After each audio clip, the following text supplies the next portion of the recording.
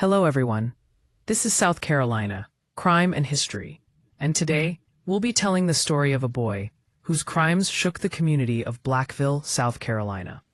Toby R. Sincino's life ended in tragedy on October 12, 1995, when the 16-year-old walked into Hilda High School in Blackville, South Carolina, and committed a deadly school shooting before taking his own life. His story is not just one of violence, but also a sobering reflection of systemic failure within schools, mental health care, the justice system, and society as a whole. Born in 1979 to Randolph Sincino and Jerlene McCreary Sincino, Toby's early years were marked by instability. His parents were estranged, and he frequently moved between their homes. Though little is known about his exact birthplace or early childhood, the emotional impact of this instability was evident throughout his teenage years.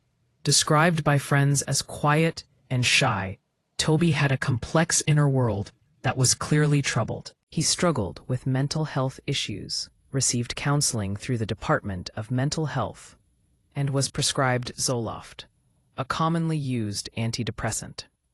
Despite these interventions, his psychological and emotional struggles only deepened over time.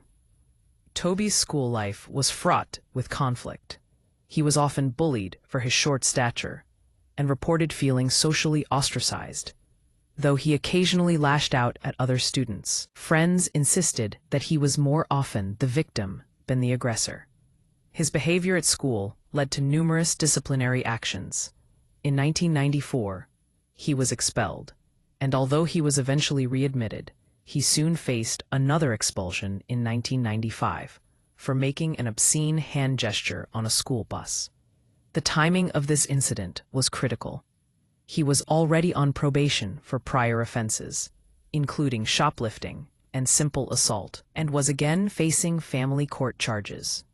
The suspension was not just a school matter. It carried the weight of further legal consequences and threatened to derail what little stability he had left. His sense of alienation ran deep.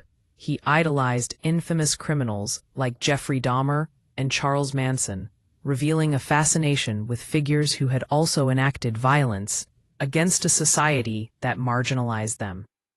More chillingly, Toby made repeated threats to take his own life, and he voiced these thoughts to friends with alarming regularity.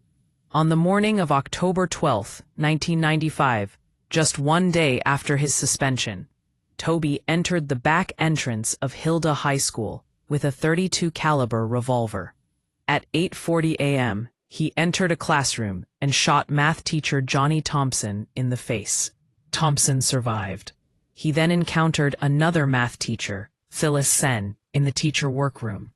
She was shot once in the back, and the bullet pierced a lung, causing her to bleed out rapidly. Initial reports speculated that she had died of a heart attack, but autopsy findings later confirmed her death was due to the gunshot wound.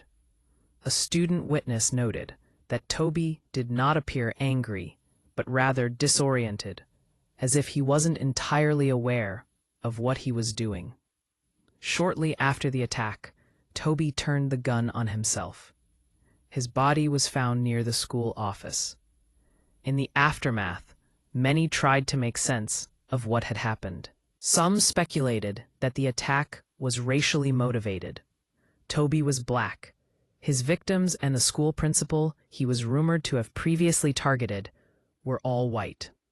His mother publicly expressed her belief that her son had been the victim of institutional racism. His expulsion and harsh treatment by school authorities, she argued, were examples of this bias. Supporters of this perspective pointed to the long-standing patterns of racial disparities in disciplinary practices across American schools.